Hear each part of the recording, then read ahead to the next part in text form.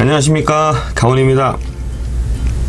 이번 시간에는요, 노지에서도 사용할 수 있는 수초 직공채비에서도 사용할 수 있는 스위벨 채비법에 대해서 알아보도록 하겠습니다.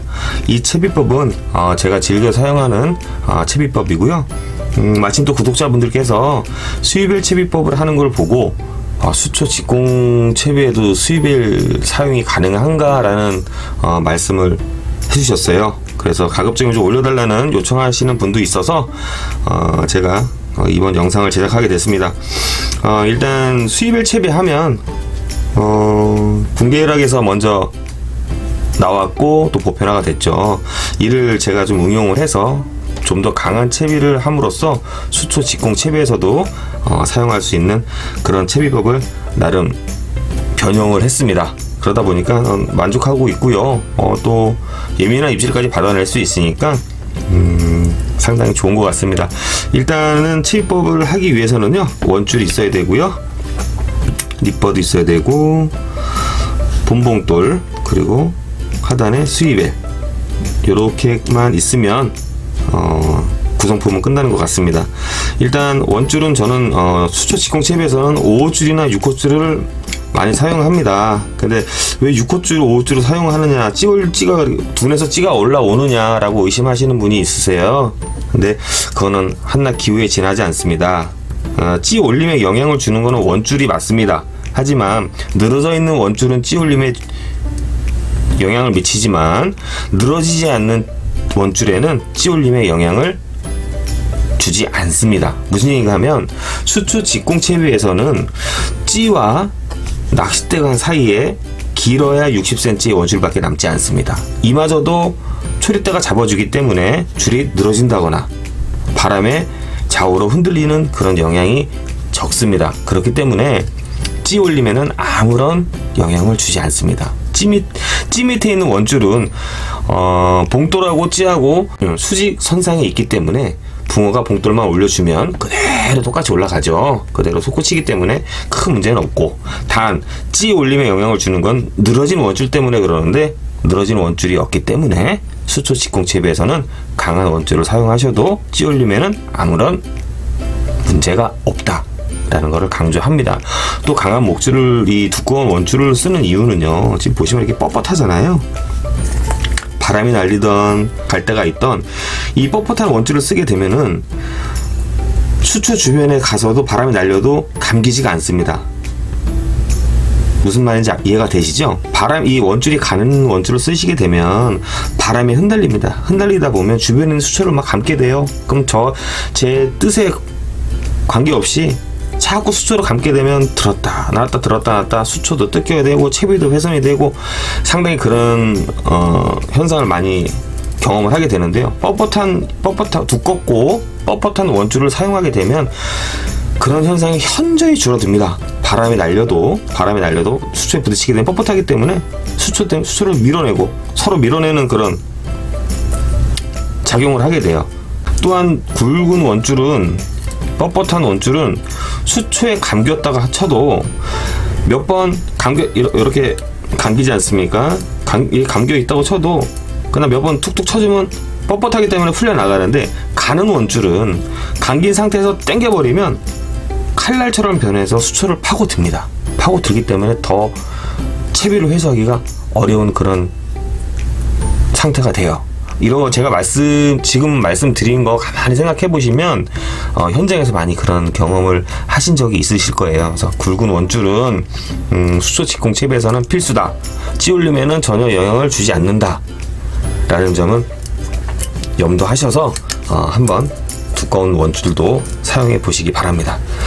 자, 그러면 일단 스위벨 채비를 한번 해 보겠습니다.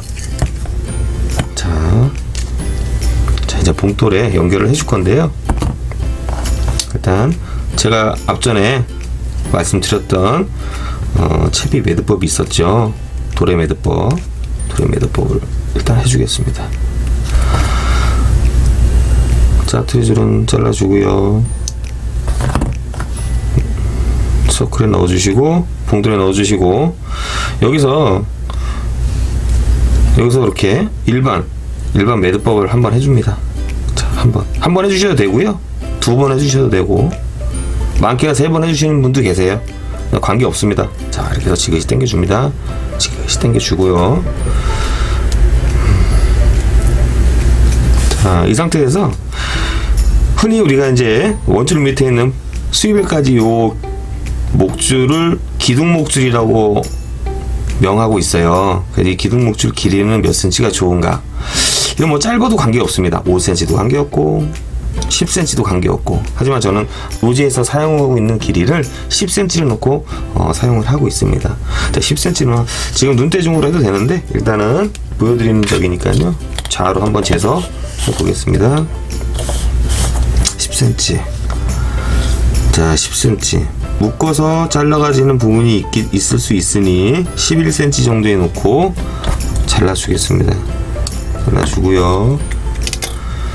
다시 매듭을 하나, 일반 매듭을 하나 해줘야겠죠. 자, 이렇게 일반 매듭을 하나 해주고요. 자, 수입벨. 수입벨은 종류가 상당히 많습니다. 여기 보시면 뭐 1호서부터 6호까지 있는데 0.2g서부터 지금 6호인데 지금 최근에는 뭐 1g까지 나왔다고 합니다. 근데 저는 5호를 많이 사용해요. 5호가 0.8g입니다. 5호가 0.8g인데 어떤 본봉돌하고 찌의 밸런스는 크게 신경을 안 쓰셔도 되세요. 자, 이 상태에서 똑같죠. 본봉돌에 연결해 준 것 같이 수입벨 안에 넣어주고요. 넣어주고 똑같이 매듭을 해줍니다. 이것도 한 번을 해주셔도 되고 2번을 해주셔도 되고. 자, 강도는 별 차이 없습니다. 이렇게 놓고요. 지그시 매듭을 잡고 매듭과 매듭을 잡고 지그시 당겨주겠습니다. 지그시 한 번, 2번, 3번 이렇게 이런 식으로 하면 굉장히 튼튼합니다. 자, 이렇게 되면 수입벨이 완성이 됐어요. 자, 보이시죠? 자, 본봉돌과 수입벨. 자, 물속에 들어가게 되면 이런 식으로 본봉돌은 떠 있고 수입벨만 닿는 이런 형태의 채비가 됩니다. 자, 이렇게 해서 붕어가 와서 미끼를 먹고 흡입해서 올려주게 되면 그대로 같이 올라오겠죠. 자, 이렇게 되면 노지에서도 사용할 수 있는 수입벨 채비법이 완성이 됐습니다. 단 일반 수입벨 채비법하고 다른 이유는 이 기둥목줄이 원줄과 같은 호수의 굵은 줄로 이루어진다는 거. 뻣뻣해야지만 수초 속으로 잘 들어갑니다. 엉키지 않고. 요거를 꼭 명심하셔야 되세요. 가는 원줄을 쓰시게 되면 들어가기 전에 수초를 감아서 터지는 그런 현상이 많이 빈번히 발생하고요.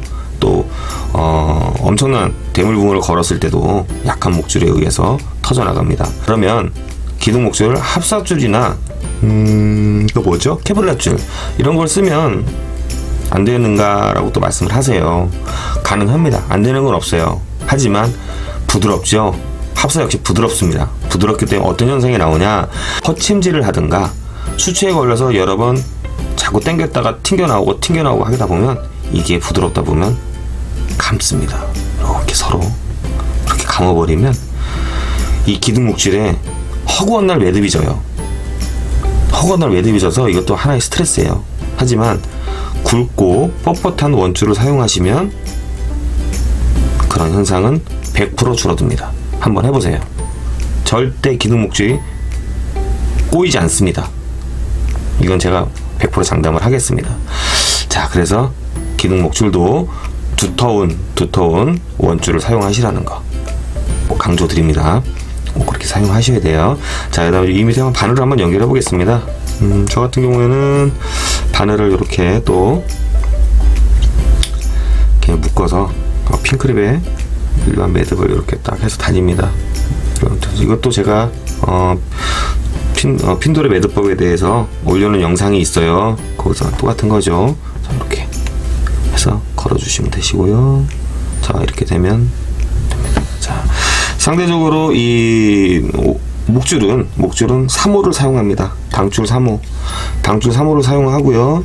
그다음 체위 밸런스라든가 원줄이 두꺼워서 터져 나가는 거는 목줄만 터져 나가겠죠. 수입벨도 그대로 달려 있고 본봉돌도 그대로 회수할 수 있고 단 바늘 목줄만 터져나가게 됩니다. 이렇게 되면 채비 밸런스에 대한 건 걱정 안 하셔도 되겠죠. 자, 이 상태에서 이렇게 원줄에 걸어주실 때 똑같죠. 이렇게 핀도레 하나 해주시고요. 핀도레 하나 해주시고, 원줄, 자, 원줄 매듭 하나 해주고요. 똑같습니다. 아까 말씀드린 대로. 자, 이렇게 또 한 번만 해주겠습니다. 크게 지장이 없는 거니까. 자,